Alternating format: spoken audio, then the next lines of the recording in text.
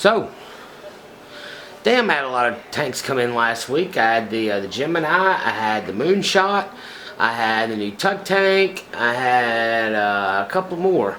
Can't really remember all of them, but already done the Moonshot. I'm trying to do the Gemini, so let's talk about that.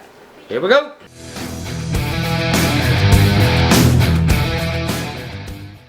So, we'll start out with a vape. I'm going to move my camera back a little bit. Focus. Start with a vape. Series box, pink noisy cricket. I don't know, man. It's kind of reddish pink. Like, it's a little more red than pink. But I don't give a shit. Real men ain't worried about pink. Have a vape. We've got a 0.5 ohm coil on here, so we can run it on the series box.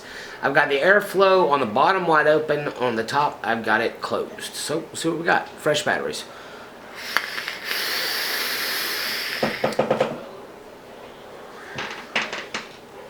Damn, that's a good vape.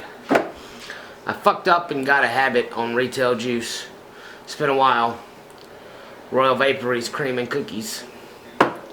I'm a bit stupid stuck on this. If you guys know a good cookie juice that you recommend, leave it down in the description. It's kind of what I'm kind of into right now. I've got some kangaroo biscuits on the way. It's like a frosted oatmeal cookie. I'm really excited about that one. Really love this stuff. You should check it out. 45 bucks, 100 milliliters. Really, really good juice. So I was asked earlier if I would compare this to the Griffin tank, and because they are very similar in a lot of ways, but you got some things here that you don't have here. So let's take a vape off of the Gemini, or off the Griffin. 75 watts, 0.2 ohm coil. Let's see what we got. Got a burp.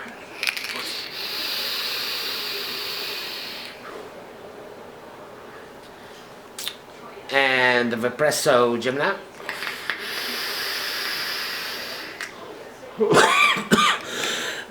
Bit me. You know that happens.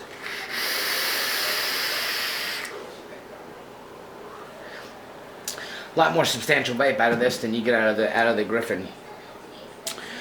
So to compare these side by side, let's do one the outside. We'll take it up close for just a little bit. For one, almost the exact same height. Just a hair different on the Griffin. The juice capacity on the two, I think you get just a shade more in the Gemini, but not a whole lot more.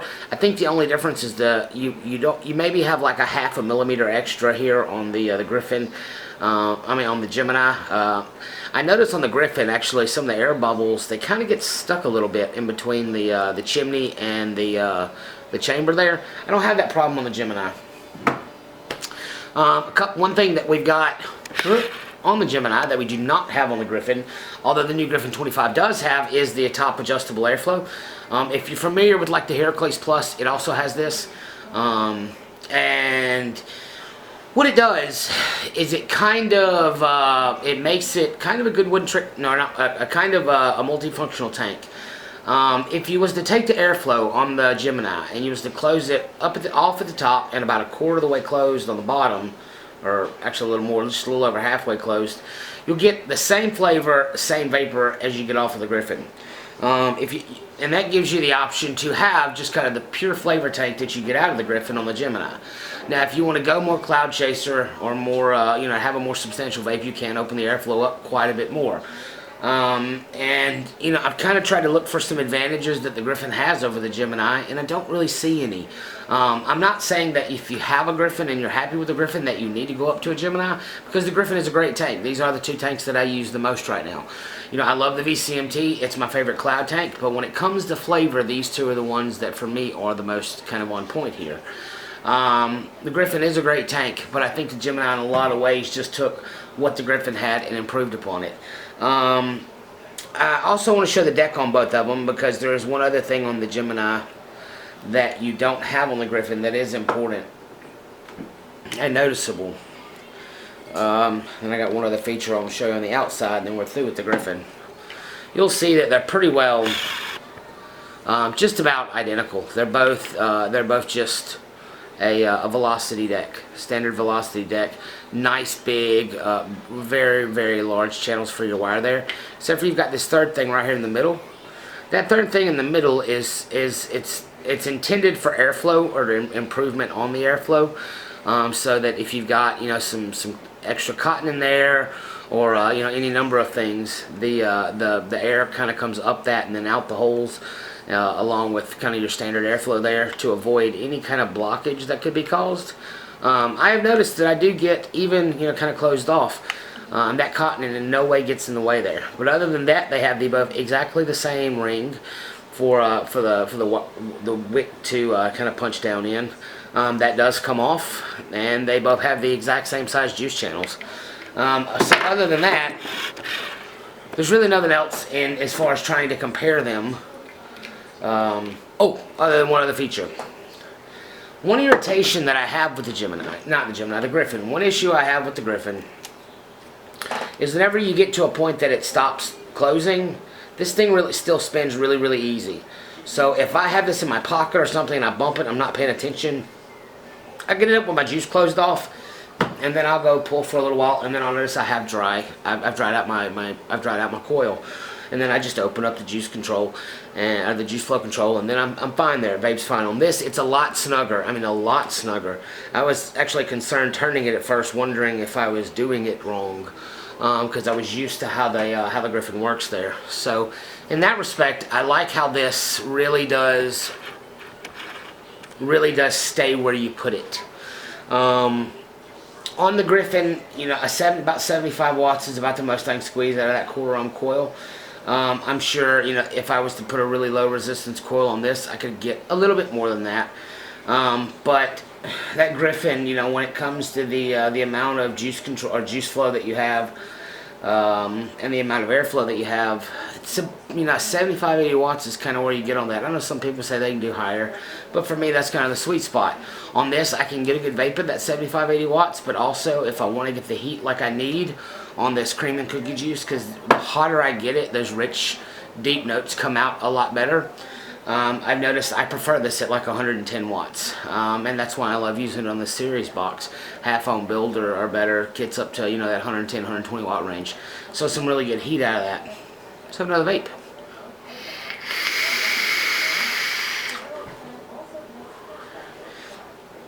So as far as tanks go, at the moment the price is around 30 bucks, 30, 35 bucks.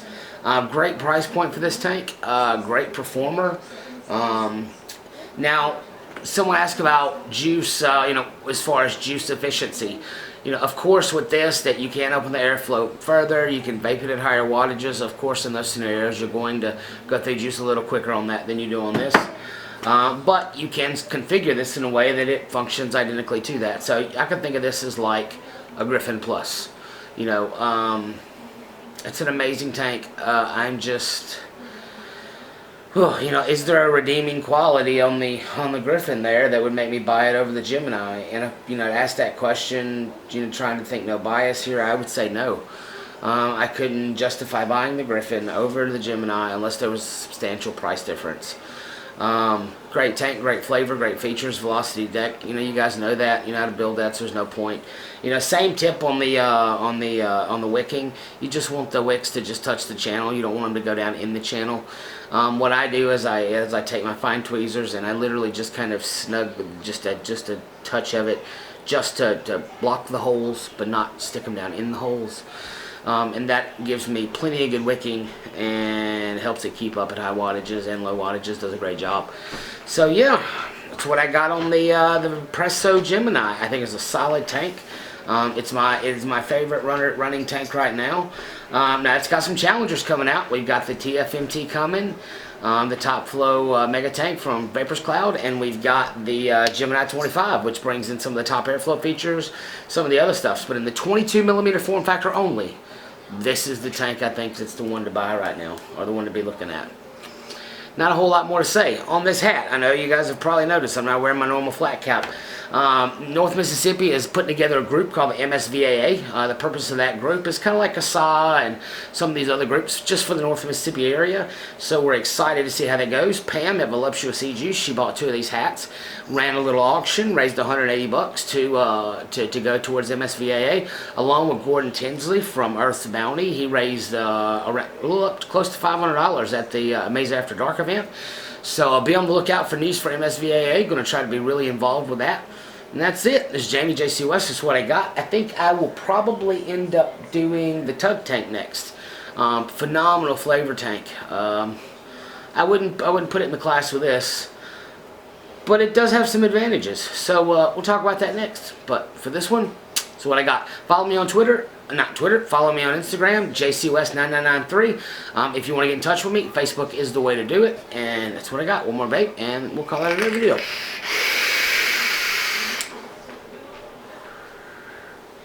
Peace out, guys. See you again next time.